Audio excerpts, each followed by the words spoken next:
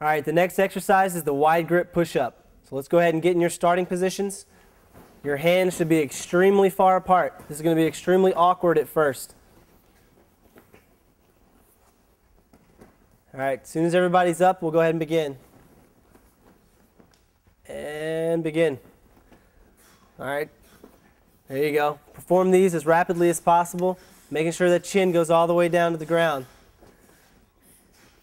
All right, don't worry about it. If you can't do as many repetitions as you want, as long as you're doing perfectly, that's the most important part here.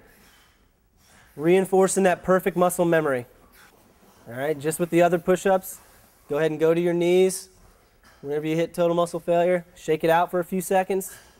Start all over again. Good job. Keep that core tight. Don't let those bellies hit prior to your chin touching the ground. Good job. All right, once you hit total muscle failure for that second time on your knees, we're done.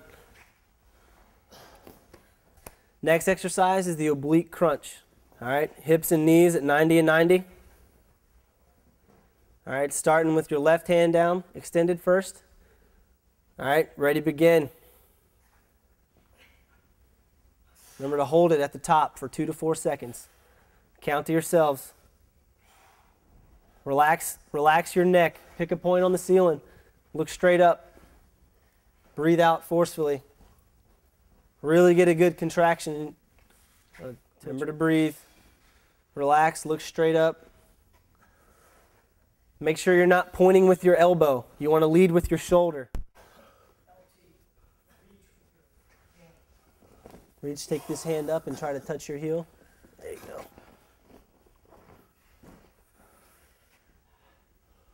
Look straight up. Once you've hit total muscle failure on one side, switch to the other side and keep going. All right, make sure you're holding that for as long as possible. If you can hold it for the full 4 seconds, do it. You should feel this right here, just under the chest, under your pectoral. You feeling it right in here? Yes, sir. Yeah. Make sure you're not pulling your knees towards your chest when you're doing this exercise. Maintain that 90 and 90. Disengage your psoas muscle. Once you've hit total muscle failure, we're done with that exercise. All right, the next exercise is the diamond push-up. So go ahead and get in your starting positions. Make sure those thumbs and forefingers are touching. Your hands should be extremely close.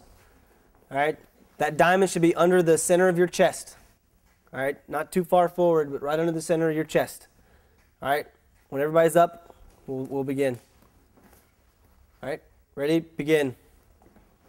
Same as with the other push-up exercises. Do them as fast as possible while your chin's going down to the ground.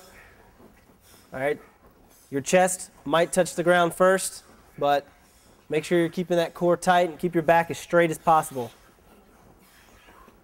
Make sure you're not arching your back too much. Keep that back straight.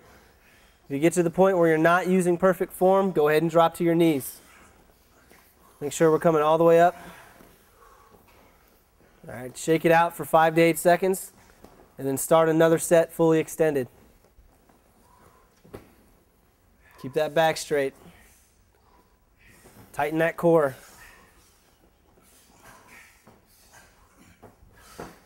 There you go. Good transition. Quickly transition to your knees. No time wasted. The next exercise is going to be the reach crunch. All right, good work. Go ahead and get in your starting positions. Remember to keep your hands on the ground this time. The last ab exercise, you pulled that hand up to that opposite ankle. Make sure you're keeping the hand and fingers in contact with the ground. All right, ready, begin. Be sure to relax that neck. Look straight up. Forcefully breathe out. I can actually hear you guys breathing. Good job. Make sure you're maintaining 90 and 90. Horton, you're starting to pull your knees back to your chest. You got to fight to keep them at 90 and 90. There you go. Good job. Make sure you're curling those shoulders forward, emphasizing that contraction in the abs. If you can hold it for the full 4 seconds, do it. Good job, guys. Just one set. All right, the next exercise is the triceps push-up. Go ahead and get in your starting positions. Your hands are going to be significantly closer than they are for your normal Air Force push-up. Make sure those elbows are actually rubbing against your rib cage. Keep them in tight. Your fingers are going to be facing away, out and away from your body. All right, as soon as everybody's up in the starting position, we'll begin. All right, ready, begin. All right, this is your last push-up exercise. So your arms are going to be pretty smoked at this point. Just focus on doing perfect form. Make sure you're coming all the way up. You're not shorting yourself. There you go. Your elbows actually lock out at the top. Good job. Go to your knees. Automatically transition to your knees. Keep on pumping them out. Last set. If you only get 2 or 3, that's fine. Just make sure you're doing them with perfect form. You'll be good to go. As soon as your elbows start bowing out a little bit, that's one of the early signs that you're going to total muscle failure. There's no need in continuing at that point. Just go ahead and drop to your knees. Make sure those elbows are rubbing against the side of your rib cage the whole time. All right, good work. All right, I'm going to take a few seconds. The last exercise is the regular Air Force crunch. So you're going to have to partner up for this. You'll be performing this exercise just as you will on your Air Force PT test. Key points here is to make sure your heels and your feet remain in contact with the ground. Your hands have to maintain contact with your chest at all times. Make sure you're actually digging that middle finger into your collarbone or your clavicle. Knees should be 90 degrees. All right, whenever you're ready, go ahead and begin. Make sure you point those elbows out. Shorten that range of motion. Good job. Shoulder blades have to come in contact with the ground. Good job. You ought to strive to hit your max score on the PT test every time.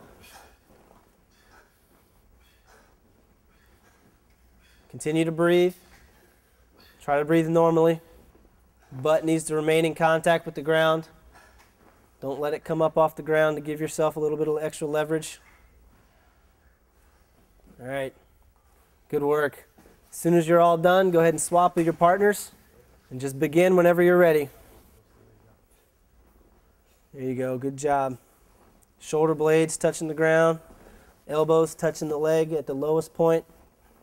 Keep those hands on your shirt. Dig them down into your collarbone to help you out a little bit. All right, good job. As soon as you're done, that's it. That'll wrap it up for us. All right, good job, guys. All right, that concludes our workout. At this point, what you want to do is conduct a thorough set of cool-down stretches. Any number of stretches will do. Just make sure you stretch out all the your chest, your biceps, triceps, and your upper back that you just used in that workout, as well as your abdominals. Stretch out your abdominals, and that concludes the workout. These techniques can also be applied to any type of physical training. Take pull-ups, for example. To improve pull-up performance, do as many pull-ups with perfect form as you possibly can until the point where you can no longer perform those repetitions. When you get to the point where you can no longer do perfect pull-ups, have a spotter aid you in completing more repetitions in perfect form, to the point where you can no longer perform any more repetitions. That's going to be your point of total muscle failure. Once you get to that point, take a break, do another few sets in the same order. Running should be conducted at a steady and consistent pace. Your pace should be proportionate to the speed you wish for your final time. For instance, if you wish to run the 1.5-mile run in 10 minutes, your speed should match that time until you cannot maintain perfect form and reach total muscle failure and perfect muscle memory. As you get closer to reaching your goal, the distance for which you can maintain that target pace should increase. Your target pace should be very close to, if not faster than, your required pace to max the 1.5-mile run portion of the Air Force PT test.